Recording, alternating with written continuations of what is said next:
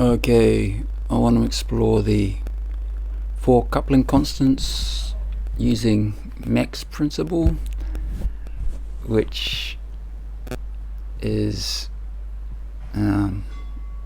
formulated by Robert Dicke with his equation there. And when you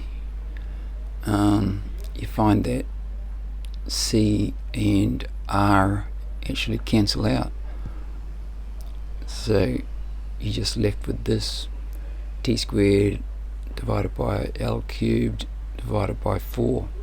The 4 is to do with general relativity. I haven't figured that out really,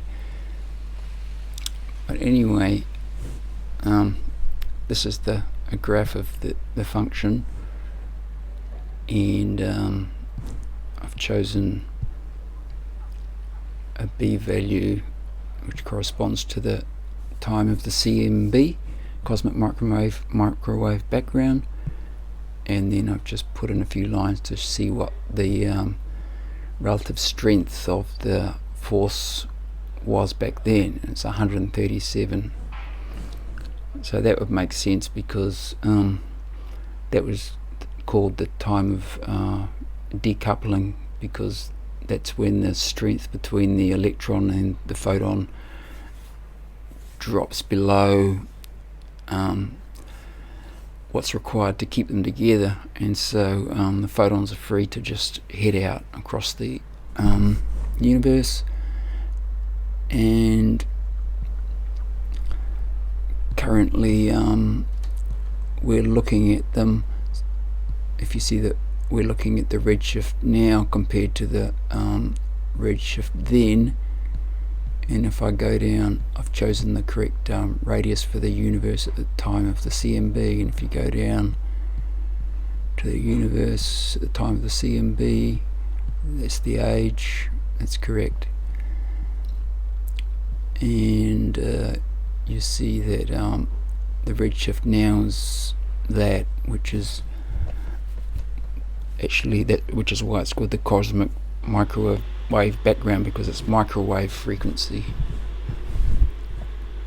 Whereas if I haven't figured this out exactly, but if I blue shift it, then it goes to nothing at the time of the CMB, when the photons were released, so they had a much higher frequency. I haven't quite figured out why I'm putting in 2 pi there, but anyway. Okay, so let's look at the other coupling constants. So this is the time of the CMB. I don't need to worry about the radius because that cancels out. And I don't need to worry about the speed of light because that cancels out. In other words, I don't have to worry about man-made units. And of course the fine structure constant is a ratio, so it doesn't have any units. So like aliens would also get the same number. And so here I see that the force now compared to the force then at the time of the CMB is 4 times L cubed over T squared, which is mass or charge. It's charge. It's actually either gravitational or electric charge. So we'll say it's electric charge, and it's dropped to this value now. So that's why we have to use it everywhere, because now photons can't stay stuck to electrons. So whenever a photon hits an electron, it immediately just gets released. So you get an electron jumping up a level and immediately dropping back down because it can't hang on. So that's why that's the strength of it now. It's not enough to hang on to photons.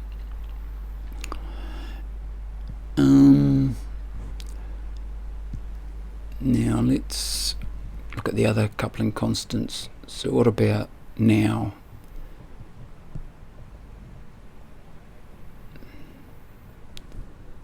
Nine 6 2 9 7 3 9 5 5 9 6 1. Okay, that's now, and I guess I better show that there's other evidence to show that it is actually now. So let's go into the other data with relation to that, and see the age of the universe is correct. Hubble's constant, it's correct, seems to be correct. Mass density, we've got the Mond theory here, the mass of the universe, and basically no redshift, of course, now. So that's the force now compared to the force now. Let's have a look. The force now compared to the force now is a ratio of 1 to 1. Well, that makes sense. So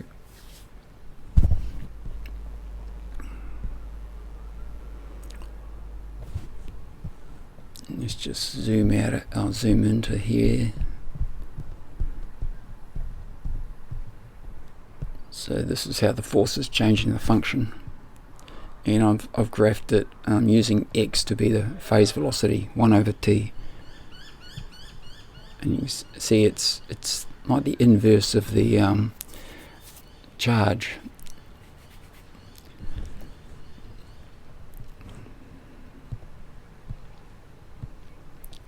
Okay, so that's now. Now what about when the weak force, time of the weak force, well, that was just after the Big Bang.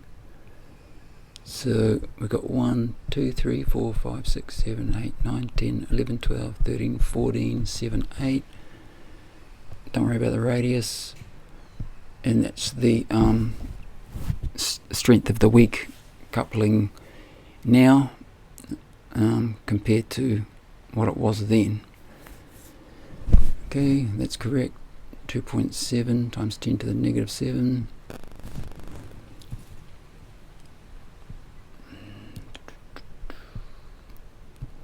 And now let's look at, what haven't I looked at? Okay, this is an interesting one. This is, according to us, way into the future, when the universe is pretty much fully expanded. 2 times Planck's constant divided by the radius of a proton. So you can see the B value's minuscule, 10 to the negative 20. Don't worry about R. And notice that the force now, compared to what it was then, is the strength of gravity now. So I'm calling that A subscript G. I'm calling it A subscript S. At that time it was the strong force, and so I'm sort of postulating that that's when all the quarks and elementary particles, electrons, and I don't know about I guess the hadrons maybe formed out of this uniform, ridiculously strong force. Okay, so that's a strong force relative to the gravitational force now, 1.69 times 10 to the 38. So that is it there.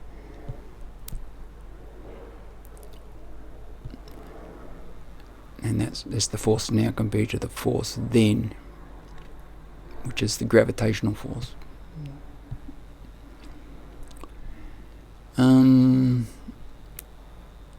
Have I done them all? 1, 2, 3, 4. Yes. Alright, this is where I have to jump in with another little video snippet, because I have to justify using that B value to get the gravitational coupling constant, and at the time I didn't, but I forgot to make this video, which is about particles. So here it is, 2 times Planck's constant divided by the radius of the proton. and I can actually calculate the proton's mass just by putting in the radius of the proton here. You see that P?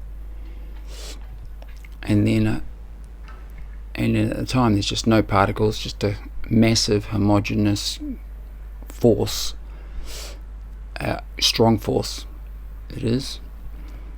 And that's when I'm saying at least the proton would have been created, and all the other particles like the neutron, down quark, up quark, electron, and possibly dark matter, simply to get their masses you simply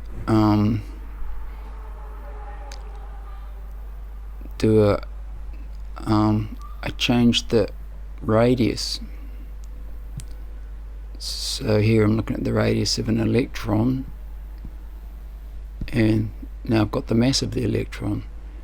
So it depends only on the radius.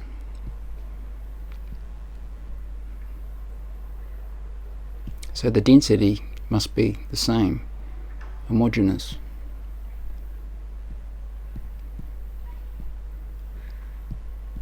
Okay, and also playing around with the idea that here I've got the force. So after the Big Bang, the force is dropping down to what it is now, gravity, and then it bottoms out, and then it starts going up again, and right at the top up here all the particles created, and then it seesaws back, the universe. So the universe seesaws forward, then back. So whether this is time reversal, and then forward time, then backwards time, I don't know. And just one more point of interest, which when I put in Weinberg's angle, which is roughly 0.5, which is sine 30 degrees, I get a force now compared to the force then of that, and this is actually according to the relativistic slide rule, the magnetic flux tube.